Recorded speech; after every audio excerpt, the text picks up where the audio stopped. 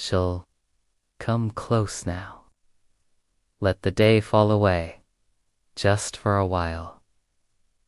Close your eyes and feel the stillness settle over you like dusk upon a quiet, dew-kissed field. The world is slowing now. You're safe, you're warm. Breathe in gently and sigh it out, like a leaf drifting on a sleepy breeze. The weight in your shoulders begins to melt. Your thoughts loosen like thread unspooling. The corners of your eyes soften. Your jaw releases. Your body heavy now, melting slowly like candle wax, pooling into the holder. You find yourself walking along a quiet forest path. The ground beneath you is soft and damp, rich with the scent of earth and moss. Sometimes, if they are lucky, the broth has been boiled with a single bone for flavor. Not the golden, pillowy loaves of modern kitchens, but something darker, denser, heavy as a stone. The bread is made of rye and barley. It carries with it the ghosts of famine. Just 1 year before, in 1315. But even then, even at the edge of desperation, the hearth still glowed. Families clung to one another. They passed what little broth remained. They prayed, they told stories, and somehow they endured. The meat, however, was rarely fresh. It was preserved in salt, smoked until dry, or hung for days to age. What resulted was often stiff, sharp, and briny. To hide the taste, they used spices not delicately, but heavily. In autumn, they sliced apples and hung them in warm places. Too dry. And while the meals were plain, the ritual became sacred. They gave thanks. They passed their bowls slowly. They chewed with quiet reverence. In that stillness, in that silence, was community. Even when the food was poor, the spirit was full. In spring, they gathered wild herbs, garlic, mushrooms, sorrel. They made black pudding from blood. Let your mind drift into the hush between the hearth and the stars. Let this simple, aching, beautiful past become the rhythm that rocks you to sleep. They baked their trencher bread flat loaves, used not only as plates, but as part of the meal itself. When the food was gone, the plate was eaten too. Nutmeg, clove, pepper from across the seas. Exotic flavors that said more about power than pleasure. To taste spice was to hold status. Even if the stew beneath was made from vinegar, fish, and raisins in the sweltering summer. The children have curled close, arms tucked beneath blankets, bellies warm, if not full. A mother hums a lullaby soft and ancient like worn linen threaded with honey. The dog stirs at the door, sighs and dreams of bones. And far above them, stars shimmer through the slats in the thatched roof tinny, and they didn't stop. Fields drowned, wheat rotted in the soil, livestock grew sick and died. The ancient world holds you now, like a woolen cloak drawn close across your shoulders. Grain prices soared until no peasant could dream of affording a loaf. People starved in silence or desperation. Bark was ground into flour. Weeds were plucked for soup. Grass, boiled with tears, became dinner for children with sunken eyes. A bite is work for the jaw, and the flavor is sharp with age and hardship. You chew it and taste not only grain but years of bad harvests, bitter winters, and the weariness of hunger. The stew is heavy and uneven, with lumps of softening root vegetables. So they drink small ale instead of thin, watery beer brewed in weak bait, not for joy, but for safety. Even the children sip it from pewter cups, not because they like it, but because the water might sicken them. It's all they have. The father takes a spoonful and passes the bowl.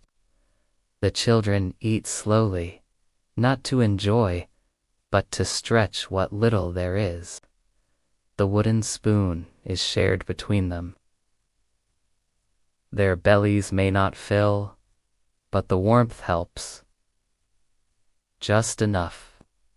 The trees above murmur and sigh in the gentle night breeze. Thoughts dim like embers settling into ash. Here, in the warmth of this forgotten time, our story, the last golden light has faded behind the hills, and ahead of youth, through a thin mist you see smoke curling up into the sky. You follow it slowly, your steps light and dreamlike, each one leading you toward a hush older than memory. The cottage greets you with a creaking wooden door. It opens with a slow groan, and a medieval world washes over you like warm wool pulled gently across your shoulders. The room is dim, lit only by the pulsing amber of the hearth. Not because it is sacred, but because it is survival. The family gathers at a rough wooden table near the hearth. There are no silver platters, no honey-glazed roasts or sweet cakes. Instead, there is a single bowl worn and wooden passed gently from hand to hand. The scent of old bread lingers with the whisper of damp wool drying by the fire and the familiar, sleepy perfume of smoldering oak. From above, dried herbs hang in bundles: sage, rosemary. Time each one brittle, faded, curling gently in the breeze that slips in from the cracks. In the stone walls, your breath slows, matching the crackle of the flames. It is the year 1316, in a village tucked far from kings, banners, or war. Life is simple and hard. Every meal is quiet. Inside is patija, thick, lukewarm stew of oats, barley, and onions. In the towns, it runs cloudy, spoiled by waste. Outside the walls, the wind begins to moan. And then, whispers, stories of darker things, of dogs that vanished, of neighbors who didn't return. But not everyone felt the hunger the same way. In grand halls with vaulted ceilings, nobles dined as always on platters of roasted mutton. Even luxury, you see, could be deeply uncomfortable. But the people, Oh, they were clever. They managed. They always found a way. Children learned early to dig 4 roots, to trap birds, to stretch a single handful of oats into a week's worth of porridge. Now the fire is growing low again. Its light dances gently against the stone walls. Your breath has slowed too, quiet and steady. The weight of your body sinks like a stone wrapped in velvet. Let go of the day. Let go of the noise. Sleep is near. All is well. The fire in the hearth has dimmed, and only soft embers remain glowing like sleepy stars nestled in a cradle of ash. The world outside is quiet, and within these stone walls, time seems to have slowed to a gentle hush, to that quiet world of long ago. Far from battlefields and royal banquets, the heartbeat of survival pulses in quiet kitchens and humble farms, where hands work from dawn until dusk. In spring, the earth softens again, moist and fragrant, inviting.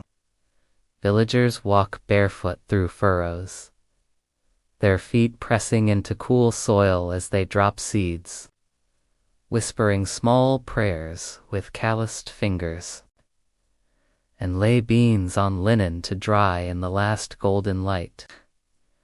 Everything is tucked into cellars and clay crocks, carefully guarded from damp and rats. On holy days, the village stirs with quiet excitement.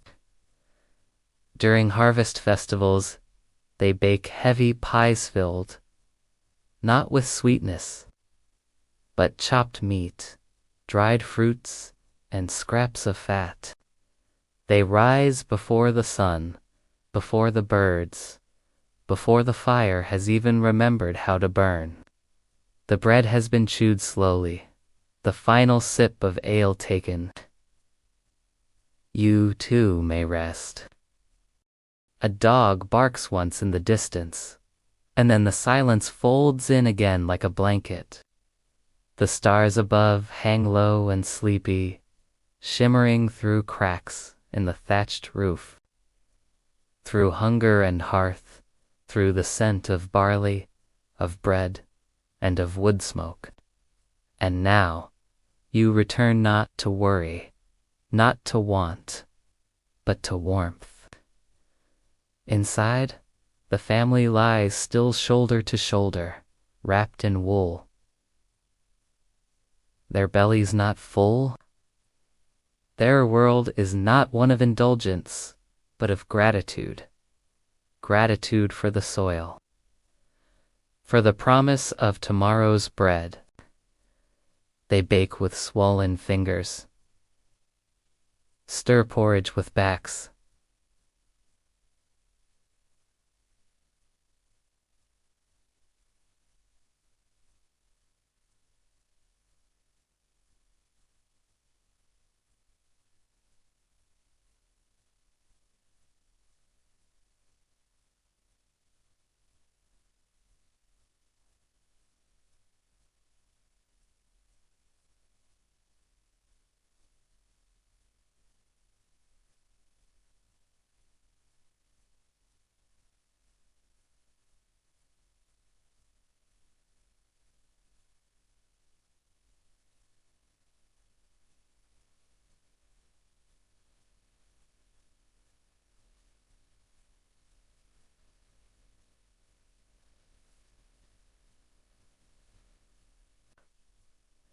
They gather herbs with infants tied to their hips, kneading dough with the rhythm of lullabies.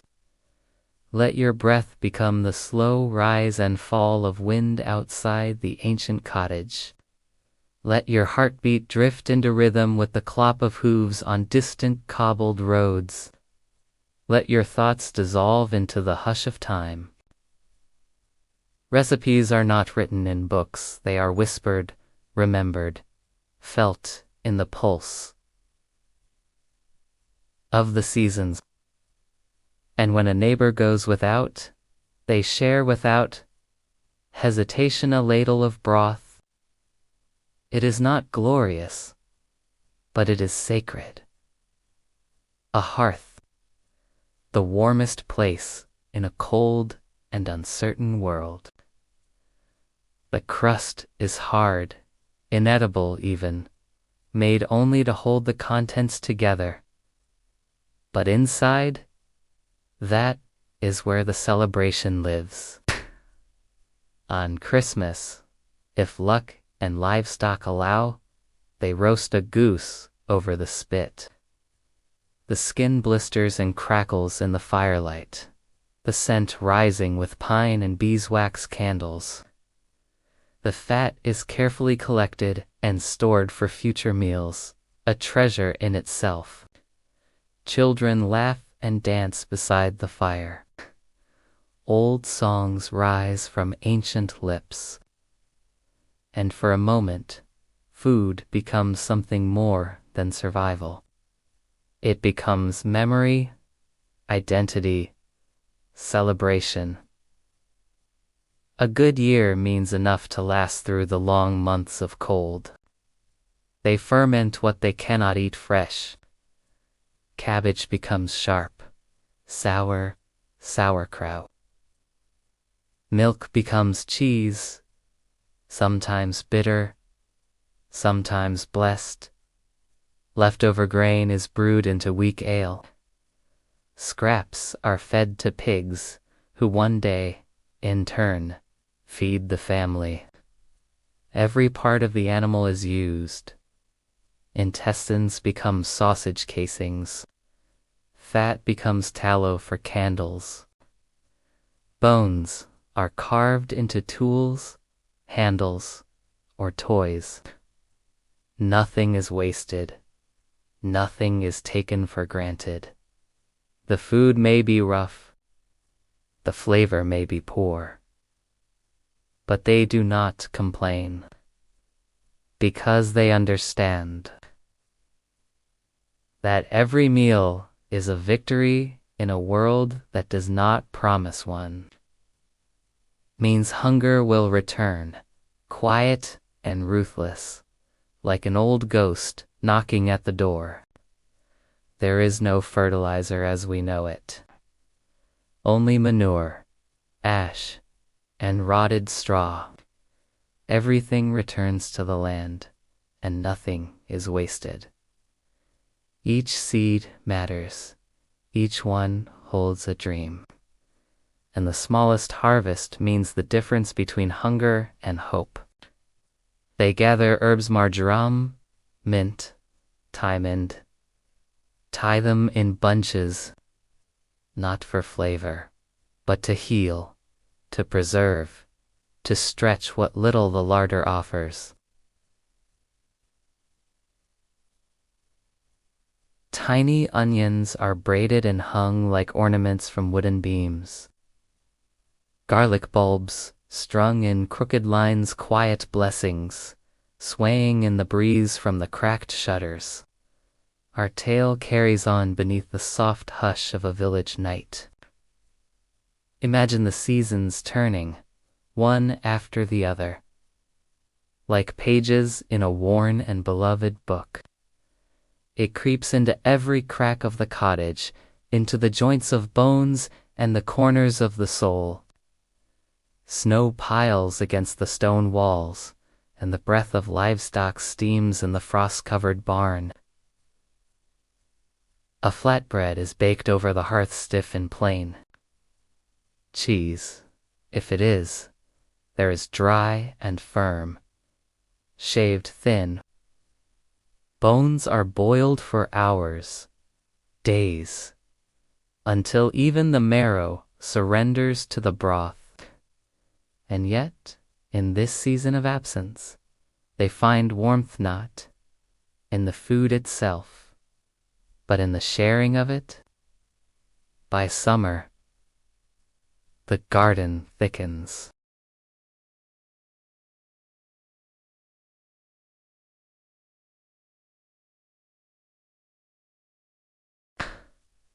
Now, as the night deepens and the fire sinks low, and now feel the echoes of that world fade. You've walked through history tonight, breathed in slowly and out. Drift now, gentle traveler, sleep deeply, sleep softly. The fire is low, the moon is high, and all is well.